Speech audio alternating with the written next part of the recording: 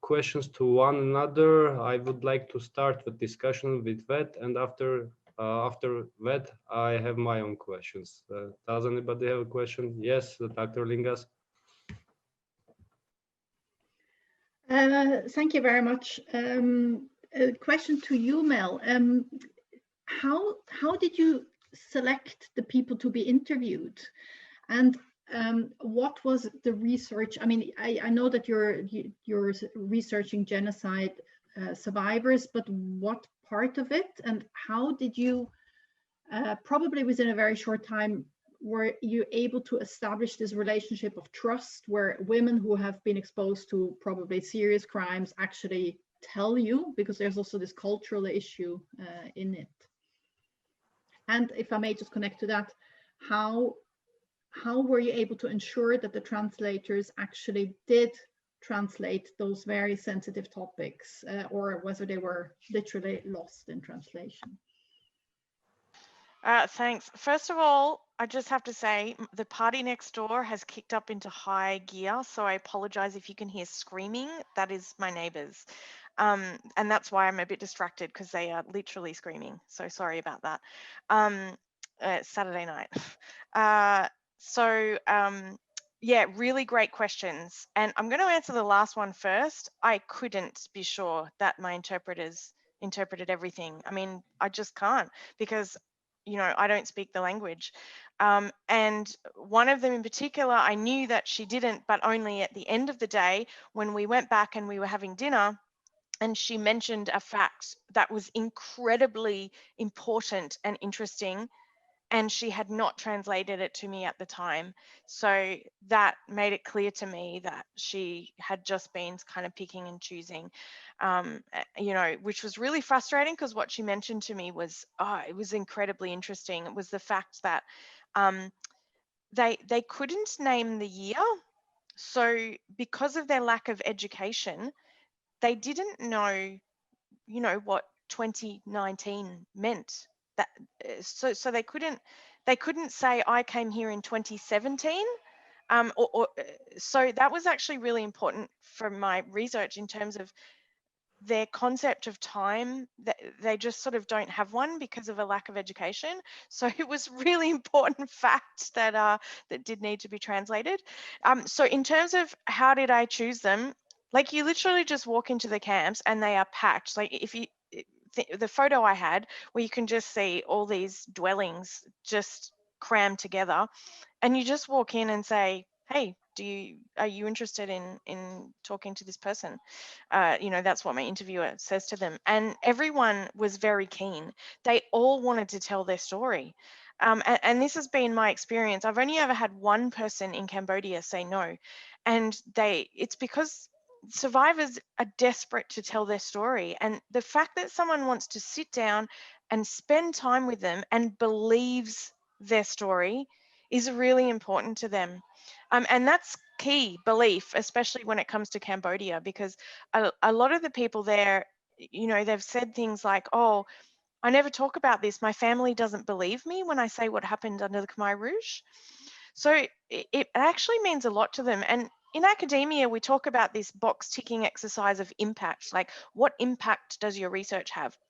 And the way that it gets judged by our government, you know, at national level is really box ticking. And it's saying, you know, oh, for example, you know, was your article quoted by a court or something like that?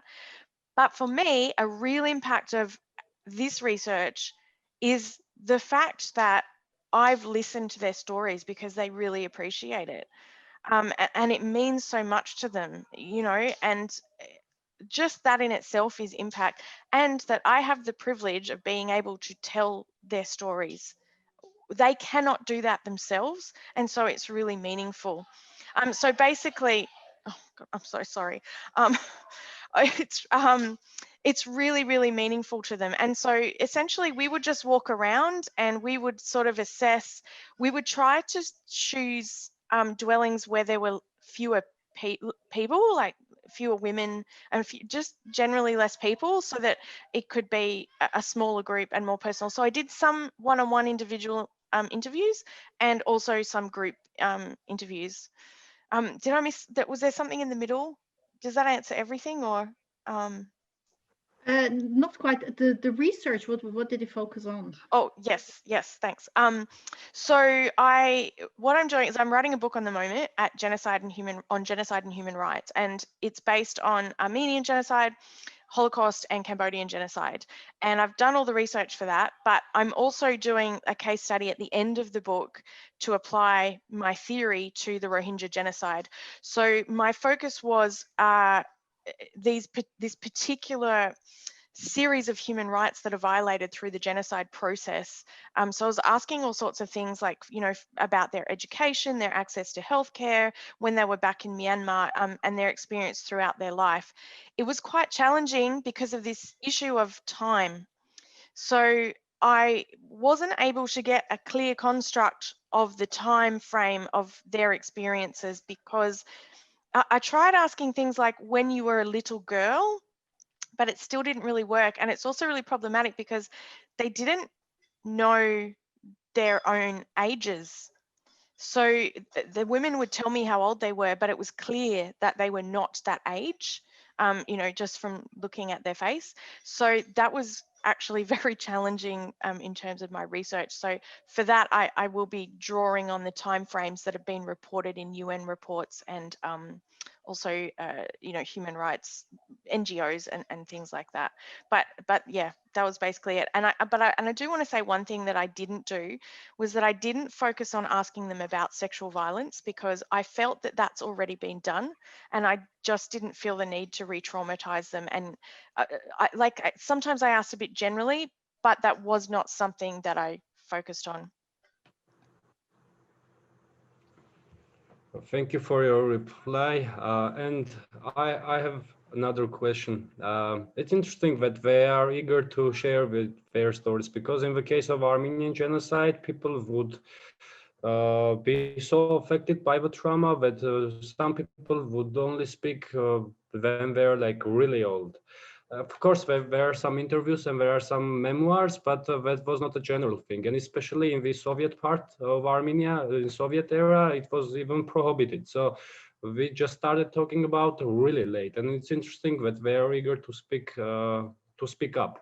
And also another question, as I imagine by your descriptions, there is no such opportunity, but what do you think? Was it possible to record them somehow, like even not a video recording, but audio video recording? Because even with recorded testimonies, we have so many issues, and people are like eager to speak, but they don't receive the correct questions sometimes. And even with recorded testimonies, there are many problems.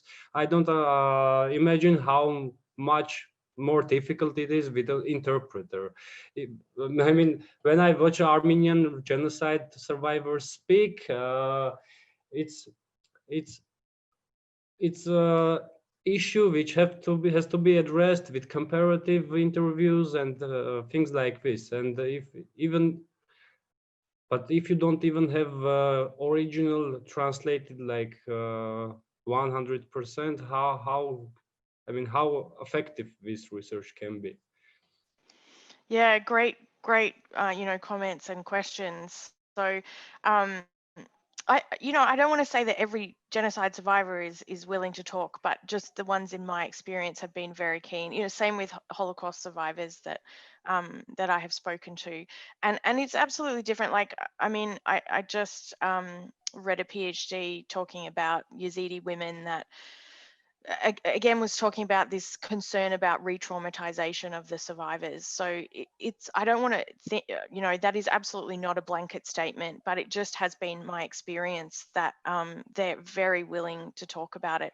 And as part of what I do, I always direct the people I'm interviewing to an appropriate organization that can provide them with mental health assistance specifically. So that's part of the research I do for my ethics application before I go, is to find out which organization in that location can I direct them to if they find that they have been traumatized by it. But I've had nobody stop talking to me at any point. They are just, it's like floodgates. And, you know, I tell them, you know, you can spend as little time with me as you want. And the majority of them will just talk and talk and talk and talk. And it's like a cathartic release for them, actually, I find. In terms of thinking about, you know, how, so I do record them with a voice recorder. So it's not a source, it's not intended as a source for me to make publicly available, but it's just intended so that I can go back to it, you know, and because I don't want to make notes while I'm doing these interviews, because I feel like it's really disrespectful if I'm, you know, if I'm typing on my computer while someone is telling me these kinds of stories. So I record it so that I can listen to it later, and I transcribe it myself. But yeah, it is a problem, and it's something I address in my methodology section when I write this up, is this issue of, you know, that maybe not everything is being translated, and it is a problem. I don't think that what was being translated was inaccurate. It just possibly missed some aspects of it. So I think it's that balance. So I can take what I got as being an accurate translation, but maybe it's missing some things. Yeah. Thank you. You know, for me, it's like as historian dream to have so much artificial intelligence translators developed that we could just do it without interpreting. But unfortunately, human beings spend more time in preparation of some artificial intelligence to kill people than to help people. That's why. But I hope that in 5, maybe 10 years, we will have something like Google Translation, but something which could just interpret the oral speech. Yes, and it's like a dream for me. I know, for researchers, oh my gosh. And imagine how much cheaper it would be and easier. Sure, sure. I mean, there are automatic transcribing services, AI ones, but apparently, you know, they can be quite problematic. And particularly if you're talking about interviews that you've done like in foreign languages and there are foreign language terms, you know, they're just going to give you like really complicated and weird translations that you would need to go through with a fine-tooth comb and correct anyway. But it's not only about words, but about some feelings or some nuances of these words, maybe just put on this speech. Okay. Yeah, exactly. And I think that's the problem when they're not translating exactly word for word. That may be something you're missing. I'm sure Narelle is very familiar with this. One of the, I'm just being polite, waiting for a moment to jump in. One of the aspects of language that I'm really interested in is euphemization, and particularly talking about sexual violence, how victims of rape and sexual violence will talk about that, especially in a culture like Rwanda where sexual things are not normally spoken about, thing which is an ongoing interest of mine, and something I've got a colleague who was doing some research in Rwanda interviewing victims of rape, and before she went I was talking to her about some of the strategies that women might use to allude to the fact that they've been raped. But if I had just heard that, I would have missed it. I would have, like, for example, he took me into the hills, or then we went into the hills. And then particularly if the conversation then stops, it's like, and then he took me into the hills. She said that would not necessarily have come across to me as I was raped. And then she just said, but, you know, I now feel totally inadequate to do, you know, if I'm not speaking the language and not picking up these nuances, you know, as a researcher, I just think, what am I doing? You know, what am I doing here? But as the point you made, you know, the why can I put it? The I wouldn't say joy, but it's a sort of release on the faces of the people as they tell their story. Like, I'm listening to you, you are making the time to listen to me, and you believe me. It's like, you know, at last, someone who understands. And I totally agree with you that as a researcher, that is the most rewarding part of this of the process of talking to genocide survivors. That paper, that research sounds fascinating, Narelle. You've got to publish on that. I would use that. So please write it and publish it. May I? I'm just in the middle of just in the process of getting the comments back from an article I submitted, and it's about the sociolinguistic prosecuting rape as genocide in the Akayesu trial. So when you've got the witness testimonies saying, because there's no word in Kinyarwanda for rape, so the poor interpreters there going, he something me, he and you know, what can I say? Oh, please send me a copy when it's out. Yeah, certainly. Okay, I have a question to Carola about this.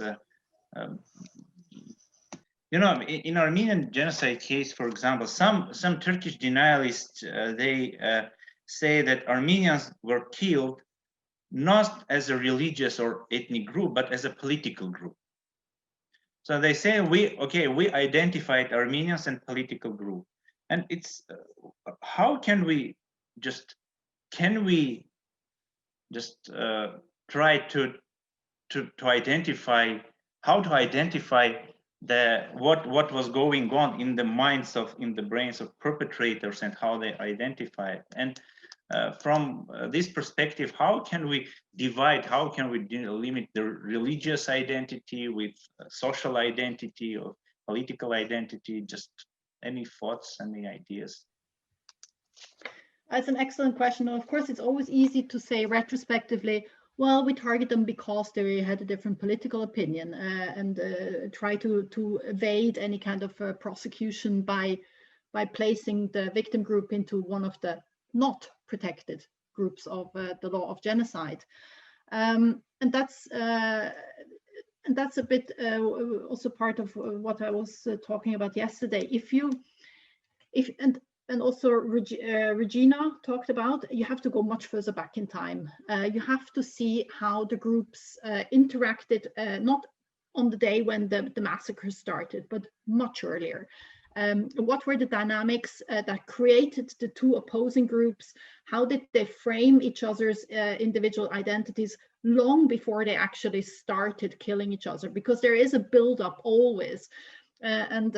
We briefly mentioned it yesterday. This buildup, as has been described, for example, by Gregory Stanton. I know it's contested, but it is some kind of a way of showing that this is a process that leads to and this intent is built up over several years or centuries. So you cannot retrospectively try to sneak out and say, well, it was a political group, but that's where rhetorics come in, publications come in, speeches come in, manifests, political manifests, but also others. I think it was the Mladic case where they even went into diaries of the perpetrator to read what were their thoughts, how did they feel about the other groups.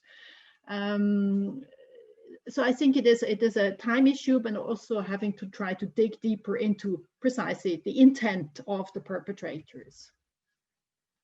You know, maybe also attitude to their religious, for example, buildings for temples, yes, maybe, or religious text, for example, can be identified as targeting a religious group. For example, in Holocaust, they just burned Torahs or Jewish literature. In Armenian case, they just destroyed Armenian churches. And I think not intent by action also can be, I don't know if in law it's possible to identify through the action, not through the basic or initial intent, but it is absolutely. This would be a way of manifesting the intent by means of destruction or killing of people or singling out certain people but not others, which was also seen very clear, for example, in the checkpoints in Rwanda, where you look at the ID card and they say, you come along and you're being killed, you're off the hook.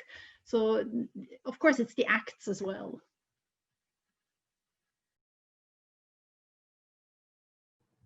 May I have a question to Dr. Lingas? Yes, sure. Yes. Because the perpetrators are the ones who victimize people, I think when talking about genocide, we shouldn't put the groups in those four categories, but see uh, uh, what the perpetrator is motivated by, because those groups are covering the majority of people, but there are many, many categories which are not covered there. For example, I don't know if you, some scholars consider the Soviet deportations as genocide, but there is a debate over it. I mean, they don't fall under any category. They're not identified either by race, race or ethnicity, religion, or anything else. So there might be even political groups, but might not even be that. So that's a issue which has to be raised, and the categories must be like I don't know. There must be a much larger uh, set of groups, and especially and the other question I had to ask about the religious groups, because in the age of atheism, if you can call it that, right now, maybe should we consider atheists as a religious group, or how do we deal with this? Because, for example, in the Soviet Union, the Soviet Union was an atheistic country, but there were many, many mass atrocities, if not genocides or ethnic cleansings there. China, nowadays China also, yes, can Yeah. be identified as atheist. Thank you. Those excellent questions. First of all, I think my approach is maybe one that is a very realist, because I carry very little hope that the Genocide Convention will be revised. I doubt that will ever happen. What will happen and has happened is that national legislation has adopted and, for example, taken in several categories, not only the four that are in the Genocide Convention. So there is a mean of expanding, but also, and probably that's the core argument that I'm trying to make. As long as you try not to objectively define those groups and try to place, I mean, for example, a racial group, it becomes crazy if you're trying to objectively define somebody as belonging to a different race. I mean, what are you starting to look at? Skin colors or nose shapes or hair structure? I mean, that becomes, then we're back into the deep racial series of the 1920s and 30s, and I do not want to go back there. And also that's my argument that instead of trying to squeeze people who have many different fluid identities, and the perpetrators, they often pick one of those elements. Try to take it from the subjective side and not try to force people. Like, for example, your example of China or Soviet Union, that was an imposed state philosophy, or call it, I mean, that people are not allowed to belong to a certain religion. It could have very well been that people still had religious beliefs, but the state was suppressing these because it was part of a bigger package of communism.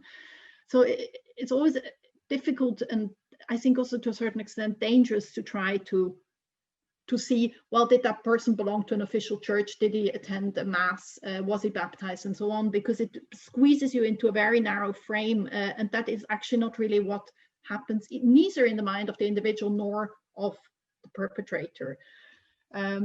So that's my pledge to go about it from the other angle. Try to look at what the perpetrator, who he tried to or she tried to attack.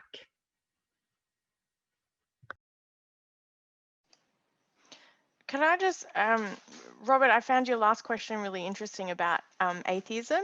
And so freedom of religion is actually a really significant part of my book that I'm looking at. And I've got a couple of book chapters coming out on it from edited collections. One should be out before the end of the year. And so I'm really interested in what Carola is coming up with in this area as well. But one of the things that's interesting is freedom of religion is not just defined as like, so I'm talking about as a human right. It's not just freedom to practice, to have a faith and practice your religion. It's also freedom to not have a religion. So if we were to draw on that language from human rights and bring it into the discussion in international criminal law, I think that would be really helpful, because then it could say that you could be targeted for not being religious as well.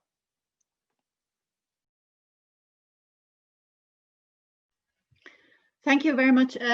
I'd like to ask Narelle a question, and it's just such a pleasure to listen to you and read your research, because although I have the legal approach to it, but law is also very much about language and trying to precisely define and categorize so that the law or is interpreted in a correct way. So it was really fascinating presentation. What I was wondering is, because you mentioned the Rwandan genocide, which becomes a weird categorization because it isn't the European Holocaust, or but rather the genocide against the Tutsis and the moderate Hutus, which has become the official terminology. And I just recently read a book, probably contested research, but by Judy Reaver. Have you heard about this? In Praise of Blood, where she makes the case that there was at least an attempted or an incitement to genocide of the Hutu. So that the RPF and the Tutsis were actually trying to commit genocide against the Hutus, exactly. So that would actually broaden the definitional scope even further, where one has to include not only the Tutsis and the moderate Hutus, but there is also maybe a genocide, or was one ongoing, against the Hutus. Just had to find the unmute, sorry. This is a very political question. And as all my friends would tell you, I am such a non-political animal in my general life, but you can't be non-political in Rwanda. You position yourself, even by the language you use, in a particular camp, if I can say it that way. I certainly wouldn't contest that there was a lot of killing done by the RPF, done by the Tutsi forces in exile. Oh, thank you for that. There were killing done also potentially by Tutsis, not members of the RPF, within Rwanda. Those killings could have been self-defense killings. They could have been acts of aggression, acts carried out because in times of turmoil, people who perhaps have even always wanted to kill somebody or find themselves in a position where they do. Retaliation killings, revenge killings. There's many, many reasons why I certainly think Tutsi killed Hutu. Of all the possible reasons, I've never come across any evidence, trying to keep as open and non-politically oriented mind as I possibly can be as a foreigner, as a semi-informed foreigner in a sense. But I think the notion that the killings of Hutu could be classed as genocide is unsubstantiated. I think my question would be, what is the agenda? Why would you want to make that claim? And often people who come up with that sort of claim, if you read further into their argumentation, they do have an agenda. And I would say the short answer is, in my research, which has been going on for quite some time, I haven't found any what I would call substantiated evidence of that. Although I have to say that I politically orientate myself in the pro-Tutsi camp, in that sense. I mean, in the sense of a pro-Kagame camp. But again, I would try to be open-minded and would welcome, sound evidence of any factual detail about Rwanda. You know, may I add something? You know, here we have, I think we encounter two dangers. The first danger is overusage of the word genocide. We tend to use this word in any occasion. In any occasion, and even not only we, but also scholars, you know. And for example, in Armenian case, no one says that there were not acts of killings of Azerbaijanis by Armenians or Turks by Armenians during the Armenian genocide. Even revenge killings, there were revenge killings when Armenian or Russian offensive came to the territories of Armenian provinces of the Ottoman Empire. But in the history of each people, you can find these black pages of killing another people or killing, organizing of or this mass killings during the war. But genocide has precise definition. It says definition with intent to destroy this group. And if we don't have this case, and in the case of Rwanda, Tutsis never had intent to destroy all the Hutus because it was unproductive from the functional point of view. The majority of the state were from Hutus. And how could they had this intent to kill all the Hutus or even the substantial part of this group? And this is the first danger, overusage of the term genocide. And the second danger, I think, is this both-siding or balancing.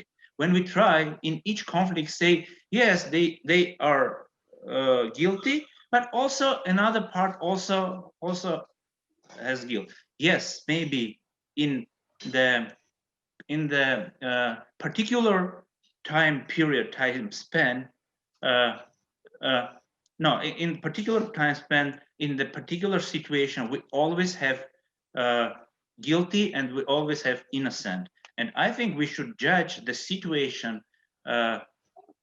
looking at the situation from the perspective of this particular case, but not saying, you know, 100 years ago, you also killed, or in the case of Rwanda, I always encounter the situation that they say, yes, Hutus organized genocide against Tutsis, but in 1950s, if I'm not mistaken, there were mass killings of Hutus in Rwanda, and that's why they also can say that it was mutual, it was the process of mutual killings. So I think we should try our best as scholars to avoid these two things, over usage of term genocide and trying to avoid this both-siding, of course, it's not possible to be purely objective. I'm not objective when I am speaking, of course, about nowadays events. I understand this, and I cannot just say it hypocrisy. I'm totally objective, but let's try to do our best to be objective at least. So that's all I wanted to say. If we have other questions, Robert, please. Yes. Do you have any other questions on each other? If I can, Yes, I have a little question. First of all, thank you everyone for your amazing lectures. This was really interesting. Me, myself, being a computer science major, this topic always interests me. And all of the aspects you spoke about were super interesting and super engaging. I have a small question to Dr. Fletcher. You spoke about the term genocide, and we all understand that this term itself is a new phenomenon in the field of linguistics. Do you know any research, or are you willing to research it yourself? The question of translation of this term into different languages, including the languages of nations which saw genocide, let's say to Armenian, to Rwanda, or Hebrew even. Are you aware of any translation or anything new terminology in these languages, and in the side of perpetrators also? Do perpetrators translate this term, or how is it? Do you have any? It's actually the subject of the introduction of my doctoral thesis, was the the terminology of genocide in various languages and what it meant and what were the connotations. One of my obsessions is what are the connotations of various terms.